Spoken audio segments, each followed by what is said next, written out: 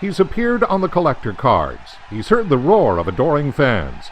Ottawa native Mike Sutherland played football for more than 20 years, including 10 grinding away on the offensive line in the CFL. He wrapped up his career with the Ottawa Renegades and now works for the Red Blacks. Mike talks to us about what football has meant to him and his concerns about head injuries in the sport. You know what? We grew up, 3 boys in my house, and we all grew up playing a variety of sports. Hockey, obviously, being the first thing that we all kind of took to, and played that for a long time. When I got to a point where I was a really big guy on skates, and there was crossover between the 2 seasons. I had started playing football when I was 13. My dad thought that it would be a good idea, that I'd probably be a good fit. He played at Ashbury College for a number of years on their football team, and thought that I should try it out as a sport that I might enjoy. So I started playing at 13 with the Ottawa Colts, went on to play for the Ottawa Trojans, and then, as I say, when there was a crossover problem in scheduling, I kind of had to decide which one I would prefer pursuing, and I chose football at that point. I was a really big guy on skates, Norm, so football was a better choice for me, for sure. But it was my dad. My dad originally got me into, and he played on the offensive line as I ended up playing as well. Now, that got you a university education, too, playing football. You know what? I got really lucky. I went on from the Trojans to play for the Ottawa Sooners, which is a fantastic junior program here in the city, and I started receiving offers from different Canadian universities and a few interesting American colleges as well. I went on a couple of visits to a couple of campuses, and when I went to visit Northern Illinois, which is in DeKalb, about an hour west of Chicago, there were 11 Canadians there when I went on my visit.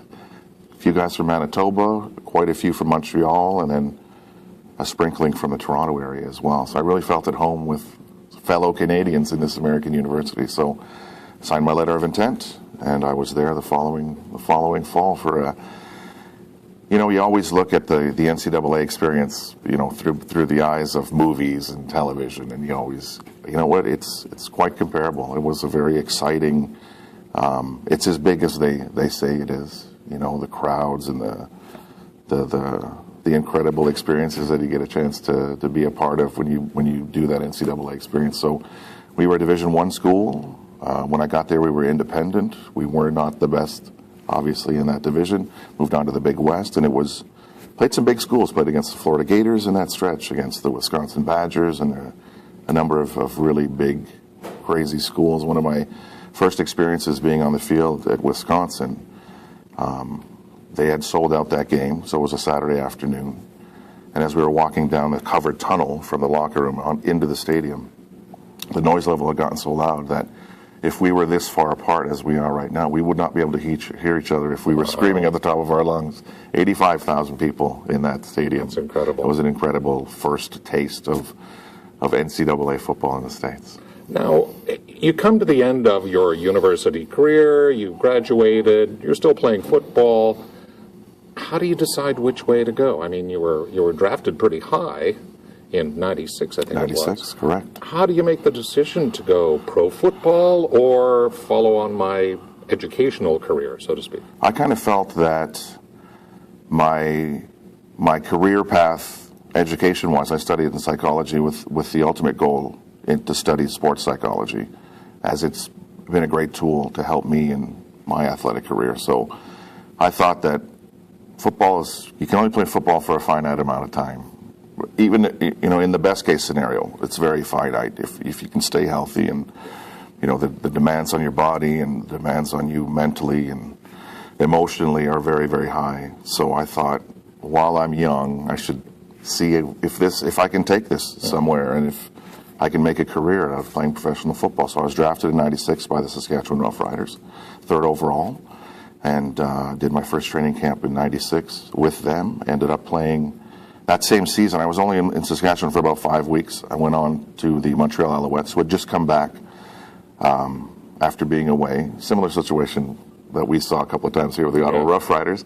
But the expansion into the States had just finished. So teams like the Baltimore Stallions and the Las Vegas Posse and other teams from the States had all folded. So essentially they took the Baltimore Stallions franchise and transplanted it into Montreal. So I got there in '96. They had just come back into the city, and it was a huge opportunity to play with some, looking back now, Hall of Fame quality players like Tracy Ham, Mike Pringle, just some great players. And Anthony Calvillo, who obviously is well known in Montreal, joined us a year later and backed up Tracy Ham for a few seasons before he got his shot. So 5 years there, 2 in Winnipeg, and then 3 here with the Ottawa Renegades when they came back. It's interesting that you wrapped up your career here. I mean, you played guard, which is a tough, grinding position. You survived 10 seasons in the CFL, is maybe a better way to put it.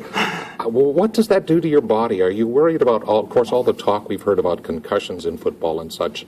Does that bother you? You're in your mid-40s now. Yeah. How creaky and are you going to be in 10, 15, 20 years? I'm already pretty creaky, Norm.